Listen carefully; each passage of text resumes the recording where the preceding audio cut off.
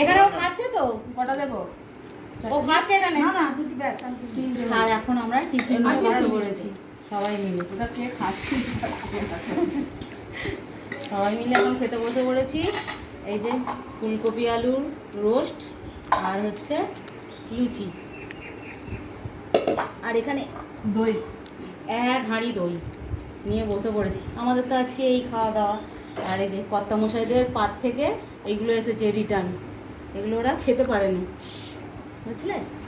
তো এইগুলোই এখন খাওয়া দাওয়া হবে। আমার বোন তো চালু করেই দিয়েছে খাওয়া দাওয়া, আমিও বসে পড়েছি, ওইদিকে মাও বসে পড়েছে। তো চলো খাওয়া দাওয়া করে, আর এদিকে ছেলেরা বসে পড়ে। তো কার লুচি দেবো? খাও, তুই নিবি? দাও। নে, কটা দেবো? দুটো দিই? এই দাঁড়া, তোকে আজকে কাটবো না।